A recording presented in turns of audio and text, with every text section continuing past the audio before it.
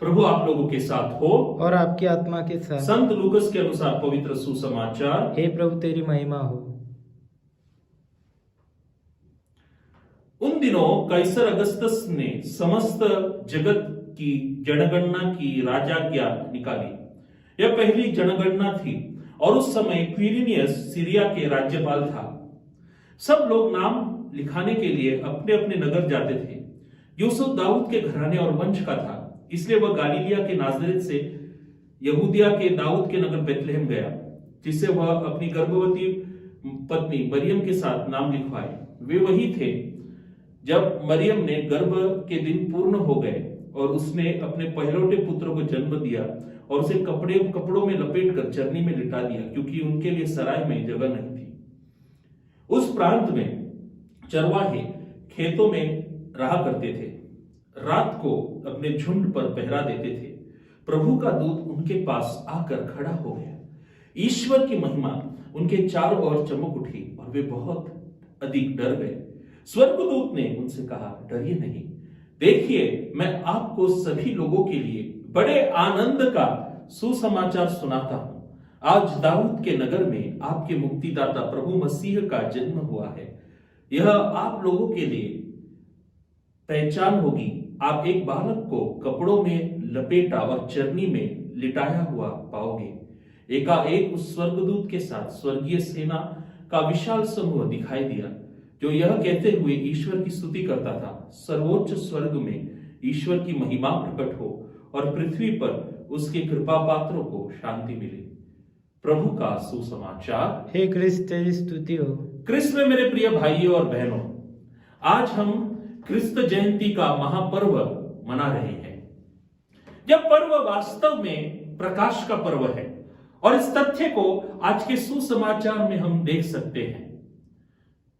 प्रभु यीशु क्रिस्त की सुवार्ता, उनके जन्म की सुवार्ता, सुसमाचार सर्वप्रथम किसको मिला?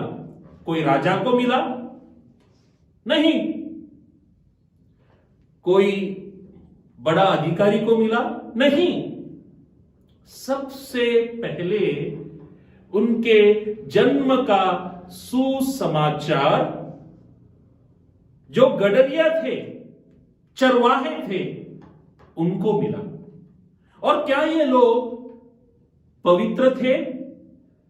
क्या ये लोग महान थे? नहीं। ये लोग सामान्य यहूदी मानवी के नजर में पापी थे, अशुद्ध थे।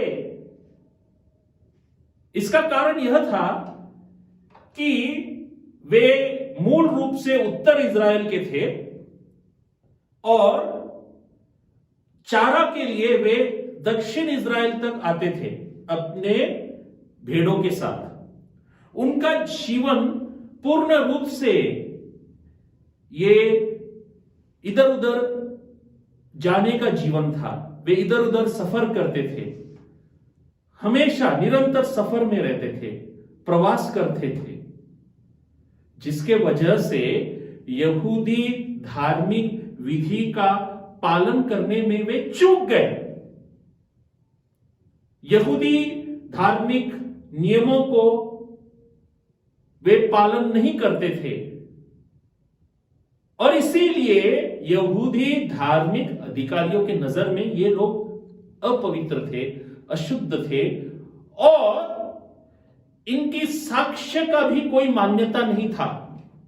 यदि वे न्याय मंदिर में अथवा यहूदियों के न्याय मंदिर में यदि वे साक्ष्य देने जाते थे तो उनको बाहर निकाला जाता था। उनका साक्ष्य सरकारी न्याय मंदिर में और साथ ही साथ धार्मिक न्याय मंदिर में किसी महत्व का नहीं था, उसको मूल्य नहीं थी।